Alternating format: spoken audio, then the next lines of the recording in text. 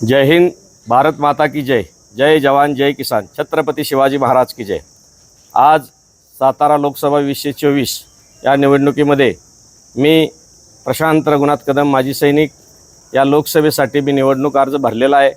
आणि ही लोकसभेची निवडणूक आज सैनिकांच्या समस्या, अडीअडचणी, बहुजनांच्या अडीअडचणी, शेतकऱ्यांच्या समस्या, या समस्या अडचणी सोडवण्यासाठी आज सैनिक फेडरेशनच्या वतीनं आणि बहुजन वंचित आघाडीच्या वतीनं आज ही निवडणूक लढवत आहे. आणि खरं सांगायचं झालं तर सैनिकांचा आवाज संसदेत पोचला पाहिजे म्हणून आदरणीय बहुजन वंचित आघाडीचे राष्ट्रीय अध्यक्ष आदरणीय प्रकाशजी आंबेडकर साहेब यांनीही मला उमेदवारी दिलेली आहे आणि मी त्याचा सन्मान करतो. आणि येणाऱ्या काळामध्ये सर्वांना बरोबर घेऊन सैनिकांच्या समस्या सोडवण्यासाठी या सातारा जिल्ह्याच्या लोकसभेचा आवाज ह्या नक्कीच या संसदेमध्ये गाजवीन आणि सर्वांना न्याय देण्याचं, शोषित वंचित शहीद कुटुंबियांना न्याय देण्याचं काम करेन.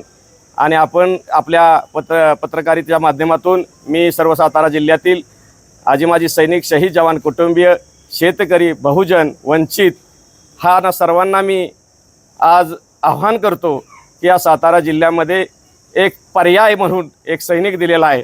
आज देशाच्या सीमेवर रक्षण करणारा सैनिक, आज समाजाची सेवा करायची आपण सर्वांनी मला संधी द्यावी ही विनंती करतो. थांबतो. जय हिंद, जय महाराष्ट्र. भारत माता की जय.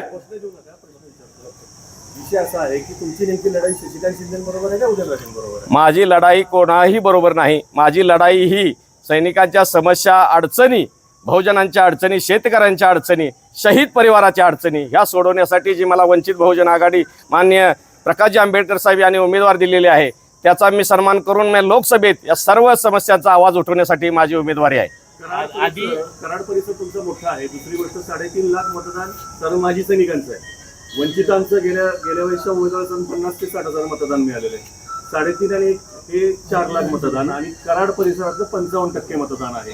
तर याच्यावरनं तुम्हाला कितपत विजयाची खात्री वाटते किंवा किती मतदान पडेल असं वाटतं? मी आपल्या माध्यमातून एकच सांगतो, जो सैनिक आज देशाच्या सीमेवर सेवा करतोय, आज समाजाची सेवा करण्यासाठी आज वंचित बहुजन आघाडीने संधी दिलेली आहे, तर मी नक्कीच सांगतो आज 80,000 सैनिक ह्या सातारा जिल्ह्यांमध्ये आहेत आणि त्यांचा विश्वास माझ्याबरोबर आहे. आणि या शेतकरी वंचित समाजाचा विश्वास माझ्याबरोबर आहे. या नक्कीच आज लोकसभेला हा सैनिक विजय होईल, मी एवढी खात्री देतो. आजी, वंचित बहुजनच्या वतीनं मारुती जानकर यांचं नाव घोषित करण्यात आलं. अचानक तुमचं नाव कशा पद्धतीने पुढे आलंय, काय सांगाल? सैनिक फेडरेशन ही महाराष्ट्रातली माजी सैनिकांची मोठी संघटना आहे. जवळपास 4.5 लाख सभासद महाराष्ट्रामध्ये सैनिक फेडरेशनचे आहेत. या सैनिक फेडरेशनच्या राज्याच्या पदाधिकाऱ्यांनी बाळासाहेबांना संपर्क केला. अनेक सैनिकांचा प्रतिनिधी संसदेमध्ये जाण्यासाठी महाराष्ट्रामध्ये एका मतदारसंघामध्ये उमेदवारी द्यावी अशी त्यांनी विनंती केली. आणि त्या विनंतीला अनुसरून साताऱ्यामधून त्या फेडरेशनने जे सुचवलेलं नाव होतं प्रशांत कदम यांचं, ते 2 दिवसापूर्वी बाळासाहेबांनी राज्य कमिटीशी चर्चा करून, पूर्वीच्या उमेदवाराशी चर्चा करून निश्चित केलं आणि ही उमेदवारी वंचित बहुजन आघाडीच्या वतीने जाहीर करण्यात आली. फक्त तुमचा